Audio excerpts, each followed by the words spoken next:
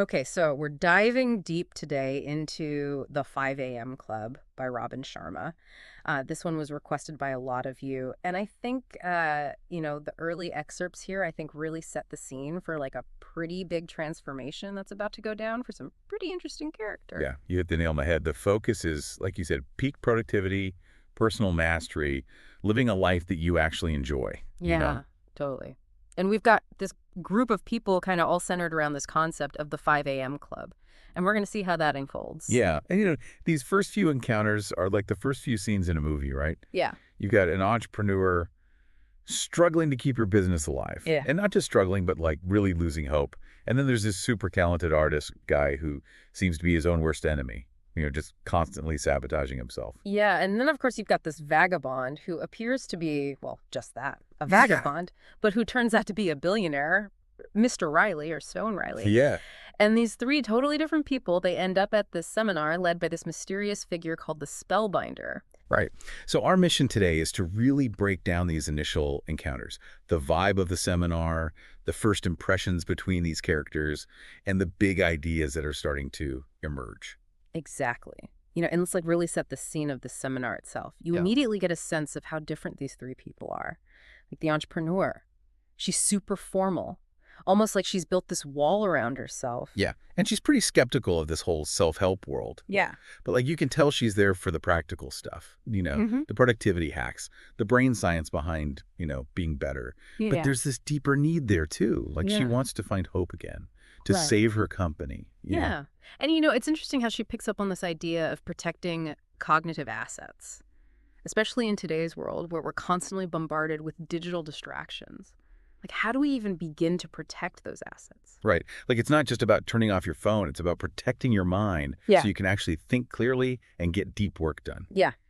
Absolutely. So it's like thinking about blocking off uninterrupted time for your most important tasks, practicing mindfulness to improve your focus, even being picky about the information you let into your head. Like you're curating your mental environment the same way you might curate your physical space. Yeah, I love that. So contrasting with the entrepreneur, you've got the artist, and he's a completely different story. He seems really nervous, almost vulnerable. Yeah, and you can tell he believes that this spellbinder guy can actually help him. Hey. But he's also battling these inner demons, these things that keep him from reaching his full potential. Yeah, and let's talk about his appearance for a second. Like those tattoos. Rich people are fakers, and I think it was Dolly who said, "I don't do drugs, I am drugs." Yeah. It's like he's this walking contradiction. He's cynical, but also wants to grow. Yeah, it makes you wonder what he's all about. And then you've got the vagabond, Mr. Riley, just kind of enters the scene, and that's when things get really interesting. Oh, yeah. Here's this guy who looks homeless. But he's asking these super insightful, high-level questions about the topics of the seminar. Like, he's dropping terms like the psychology of genius and productivity hacks of billionaires Right. and the neurobiology of peak performance. Yeah. And then he even gets into, our responsibility to humanity. Like, it's the last thing you would expect from someone who looks like he's struggling so much. It is pretty unexpected. And then you've got that detail about his crazy expensive watch. Oh, yeah. Like, the entrepreneur knows her stuff, and she clocks it as a $100,000 watch. It's like, wait a minute, what's going on here? Right. It definitely makes you question your assumptions. And I think these little details, these initial reactions, kind of hint at the big changes that are coming for these people. Like even the entrepreneur starts to feel like maybe her business problems are preparing her for something bigger. Yeah, and despite her being skeptical and formal, she decides to trust the process. She senses there's potential for growth there, like she's willing to embrace the unknown. Absolutely. And then you've got the vagabond, still acting like he's just a regular dude, and he starts dropping some seriously deep wisdom. Yeah. Like he talks about pain being a doorway into deep and how tragedy is a purifier. He even quotes Jonas Salk. Oh, yeah. The whole, I've had dreams and I've had nightmares, but I have conquered my nightmares because of my dreams. Exactly. Like he's saying we have this ability to overcome the tough stuff and actually grow from it. Right. When he says deep, I think he's talking about this deep self-awareness and connecting to something bigger than yourself. Yeah, like tapping into your inner strength and finding your purpose. Mm. And then he talks about this idea of shedding your weak self through constant self-improvement, looking inward. And he calls it self-excavation. It's a pretty powerful image. And he quotes Norman Cousins, doesn't he? Yeah. The tragedy of life is not death, but what we let die inside of us while we live. Like, we have to keep growing or we're just wasting our potential. Man, that quote is so true. It makes you think about what you're letting die inside. It really does. Yeah. And what I find interesting is how much he emphasizes the importance of internal transformation. Mm. Like, if you work on your relationship with yourself, everything else will improve. Yeah. And he talks about how all the external distractions are holding us back. Social media, TV, even spending too much time with other people when we should be working on ourselves. Yeah. He's all about the power of solitude and quiet time Mm, for thinking, for being creative, for just recharging. exactly. And he kind of echoes the Spellbinder's message about always doing your best. Like, striving for excellence is a core principle here. Right. And then the spellbinder herself talks about respect and compassion and lifting others up, like reconnecting with that good part of ourselves. So it's not just about individual achievement, it's about making the world a better place. Exactly. And then you get to this pivotal moment where the vagabond starts to reveal who he really is. Yeah. He shows this tattoo that says, "Victims love entertainment. Victors adore education." Whoa. Talk about a direct message. Like, stop wasting time on distractions and start investing in yourself. Yeah. And then he drops this bombshell invitation to his private island retreat near Cape Town. He's going to teach them about the 5 a.m. club.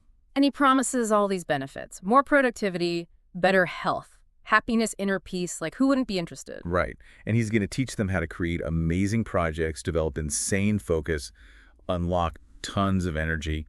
And he even mentions learning the morning routines of the most successful and happy people in the world. He even uses this term SOP, standard operating procedure. Yeah. It's like having a set of daily routines that are designed for success. Yeah, it's about being intentional. You create a system for reaching your goals. Yeah. Like, instead of just reacting to whatever happens, you have a plan. So both the entrepreneur and the artist they're in, right? The entrepreneur, she's desperate to fix her business and her life. And the artist, he's tired of fighting himself. Yeah. And the vagabond, he just leaves them with this line: 5 a.m., own your morning, elevate your life. It's like their new motto. It is. And then the journey begins. And we get this quote from Steve Jobs about not wasting your life living someone else's dream. You have to follow your own inner voice. Right. It's all about taking control and living with purpose. And we get this insight into Mr. Riley's philosophy through a note he leaves for the driver. He talks about voluntary discomfort as a way to build strength, discipline, focus. Yeah. Like, he intentionally puts himself in uncomfortable situations to toughen up. Like, what kind of things do you think he means? I'm thinking things like cold showers or pushing yourself really hard during workouts. Yeah. It's all about challenging yourself to grow mentally and physically. Yeah. And then the driver himself says something pretty insightful. He's like, appearances can be deceiving. Clothes don't make the man. It's like foreshadowing about Mr. Riley's true identity. Totally. And it's a good reminder not to judge a book by its cover, which is exactly what the entrepreneur and the artist are about to learn. Big time. Yeah, for sure. And the drive to the island is like a total contrast to their busy, stressful lives. Mm-hmm. It's slower, more relaxed. The people are happy. It's like paradise. Yeah. And then they arrive. And the driver gives them these 2 golden tablets with the first 2 rules of this new philosophy inscribed on them. Oh, yeah. The first rule: addiction to distraction is the death of your creative production. It's all about the power of that quiet time before the world wakes up. And the second rule is excuses breed no genius. Like, stop making excuses and start doing the work. Yeah. Take responsibility for your own growth. And finally, they meet Mr. Riley. But he's not the vagabond they met at the seminar. He's tall, tan, shirtless. He's got these camo shorts, yellow sandals, sunglasses. Like, he's the picture of health and vitality. Yeah, he looks completely different. Yeah. And the entrepreneur, she immediately recognizes him, the illustrious Mr. Riley, and she totally trusts him. Yeah, it's like his actions have earned her respect, even though he was kind of hiding who he was at first. Right. And then the spellbinder says goodbye. He mentions he's good friends with Mr. Riley, even shares a story about how Mr. Riley overcame a huge challenge, like he's a fighter. Yeah. And the spellbinder is excited about Mr. Riley teaching them his secrets. He thinks the 5 a.m. club is going to change their lives. And the spellbinder's reason for being on the island is pretty interesting. He's there to recharge and reconnect with his purpose, to work for the greater good. And he talks about the power of encouragement over criticism. Like, you don't have to be a jerk to be a good leader. So true. And then we get to the billionaire's welcome. He greets them in Creole. He jokes about punctuality being a sign of royalty. And he's completely transformed. He's wearing workout clothes and this t-shirt that says, "No idea works until you do the work." He's totally owning his identity now. And he even jokes about his vagabond disguise. And he says something interesting about money, like, it just amplifies who you really are. Yeah. And he immediately takes action to help the entrepreneur with the harassment she's facing from her investors. Like, he's not messing around. He's all about action. Yeah. And then he serves them coffee and talks about his benefits. It's like the first lesson in optimizing performance.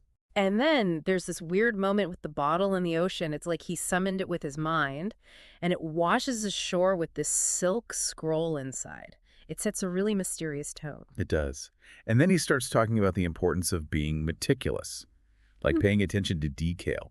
He mentions the sculptor Bernini and how Formula One racing teams obsess over tiny details, like even a tiny speck of dirt can cause a huge problem. Yeah, he's saying precision matters in every field, and the entrepreneur agrees. She's like, yeah, people used to care more about quality. Right. And the artist brings up Vermeer. Like, he was all about achieving the highest quality in his painting, not just rushing through it to make money. Yeah.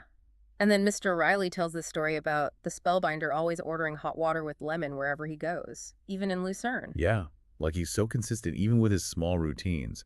And Mr. Riley says that kind of attention to detail is rare these days. And then he introduces this idea of the collective deprofessionalization of business. He's saying that because we're so distracted, people are making more mistakes and the quality of work is going down. Exactly. It's a pretty relevant observation about the challenges of maintaining high standards in today's world. And then Mr. Riley shares his personal mantra. I am grateful and I am forgiving. I am giving. My life is beautiful, creative, productive, prosperous, and magical. Yeah. He's showing how important it is to cultivate a positive mindset and talk to yourself in a good way. Absolutely. Yeah. And then he talks about the self-fulfilling prophecy, like our beliefs shape our reality. The world is a mirror reflecting back what we believe about ourselves. Right. So if you believe good things about yourself, good things will happen. Exactly. And then he introduces this idea of learned victimhood. Like, when people get complacent, they make excuses, blame others, and settle for being average. Yeah, it's like giving up on your potential. Exactly. And the entrepreneur was really getting into all this. She wants to learn more about the 2-4 interior empires. She thinks it will help her deal with her investors and find her hope again. Yeah, and she even admits that she was resistant to the spellbinders ideas at first, but now she's seeing how they're improving her life just from waking up at 5 a.m. It's amazing how a simple change can have a ripple effect. But then things take a dark turn. The entrepreneur gets another threat about her business. Yeah, but this time she reacts differently. She's defiant. She's ready to fight for her company. She's not giving up. And Mr. Riley's response is really calm. He tells her to stay present and assures her that he's got it under control. Yeah, he's like the ultimate problem solver. And this whole experience is causing the entrepreneur to redefine what success means to her. It's not just about money and achievements anymore. Right. She's starting to value her connection to nature, her authenticity, her health, and her happiness. Yeah, she's realizing that inner peace is just as important as external success. And we're starting to see these changes in the relationships between the characters, like the entrepreneur and the artist are getting closer. Yeah, there's definitely a connection forming there. And then Mr. Riley surprises them by joining their picnic.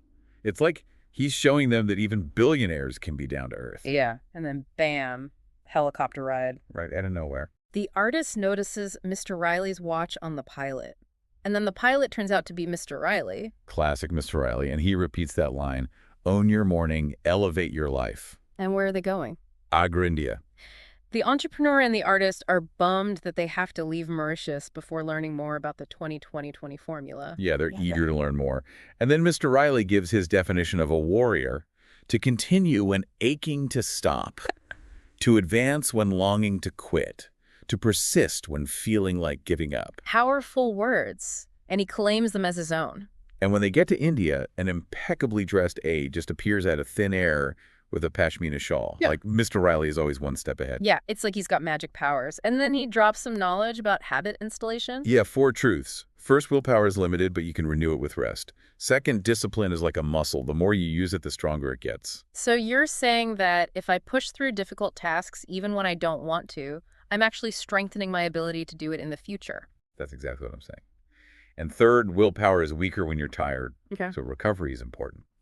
And fourth, installing a new habit follows a specific pattern that can lead to automation. So it's not just about trying really hard. There's a system to it. Exactly. Yeah. And then he talks about this thing called the gargantuan competitive advantage, or GCA. The what? GCA, it's like the thing that separates the legends from everyone else. It's about staying committed to your ideals over the long term, even when it's hard. So it's not just about talent, it's about dedication. Yeah. And then the entrepreneur asks him about magic, like real magic, and he gives this cryptic answer. Everyone has it. Most don't know how to use it. It's like he's saying, we all have this potential, but we don't know how to unlock it. Exactly. And then they arrive at the Taj Mahal. And Mr. Riley uses it as an example of commitment. It took over 20 years to build. Yeah. He calls it poetic audacity. And the entrepreneur is super inspired by it. She's grateful for this whole experience. And the artist, he's not just seeing the beauty of the Taj Mahal. He's seeing the beauty in the entrepreneur. Yeah. He's seeing her inner strength. And Mr. Riley connects the Taj Mahal to habit formation. Like it took years of hard work to create this masterpiece. And it takes consistent effort to build new habits. Makes sense. And then he gets into neuroscience. He explains neuroplasticity, how our brains can rewire themselves based on our experiences and habits. Like he used the example of London cab drivers. Their brains actually change because they have to memorize all the streets. Wow. So our brains aren't fixed, they can adapt. Exactly. And he encourages them to learn about neuroplasticity and neurogenesis, which is our brain's ability to grow new brain cells. That's amazing. So we can actually change our brains. Yeah, and things like exercise and mindfulness can help with that. And then he quotes George Bernard Shaw, "The reasonable man adapts himself to the world. The unreasonable one persists in trying to adapt the world to himself. Therefore, all progress depends on the unreasonable man." Whoa. So we shouldn't be afraid to be unreasonable when it comes to our dreams. Exactly. And the artist reminds them that all change is hard at first, messy in the middle, and gorgeous at the end. Yeah. It's important to remember that when things get tough. And then Mr. Riley explains the second step in his habit installation pattern, having a reward system. Yeah, he talks about the victory hour, that first hour after you wake up at 5 a.m., and the 20-20-20 formula, which we'll learn about later. Okay, so there's a system to all this. There is. And then he describes the 3 stages of habit installation. The destruction phase, where you're breaking old habits and it's uncomfortable. The installation phase, where it feels chaotic, but things are actually coming together. And the integration phase, where the new habit becomes automatic and you start to see the benefits. Exactly. And then there's the automaticity point, when the habit becomes so ingrained that you don't need willpower anymore. So it's like the habit becomes second nature. Yeah. And Mr. Riley says this is the secret behind how elite athletes perform so consistently. Wow. So it's not just about talent, it's about building the right habits. And as their time in Agra comes to an end, the entrepreneur and the artist make a promise to each other to keep going on this journey. Yeah. And the entrepreneur realizes something really important. She says, nothing's as valuable as my happiness. Nothing's as priceless as my peace of mind. She's finally prioritizing her own well-being. Yeah. And then Mr. Riley talks about how to understand people who cause harm. He says everyone is doing the best they can with what they know. Yeah. He's not excusing bad behavior, but he's saying we should try to understand where it's coming from. Exactly. And then he gives him 3 final pieces of advice. First, focus on making small daily improvements. Okay. Second, teach what you've learned to others. Right. And third, persistency is key to mastery. The biggest opportunities for growth come when you feel like giving up. Powerful stuff. And then just like that, Mr. Riley disappears. Yeah. So to recap, we met these 3 people at a crossroads: the entrepreneur, the artist, and the vagabond who turns out to be a billionaire. Right. And they're all introduced to the 5 a.m. club. And Mr. Riley takes them on this journey to teach them about productivity, personal growth, and living a better life. And the big takeaways are the power of mindset, the importance of habits, and the fact that we can create real change if we're consistent. Absolutely. So as you think about all this, Yeah. what really stood out to you? What are your cognitive assets that you need to protect? Right. What are you going to do to avoid those distractions and make space for deep work? And are you ready to own your morning? Like really explore the potential of waking up early and starting your day with intention. This deep dive is just the beginning. What's going to happen next with the entrepreneur and the artist? What other secrets will they learn? And how can you apply these principles to your own life? There's so much to discover, and that's what makes this whole thing so exciting. So keep thinking about it, keep exploring, and we'll see you next time for another deep dive. See ya! Bye.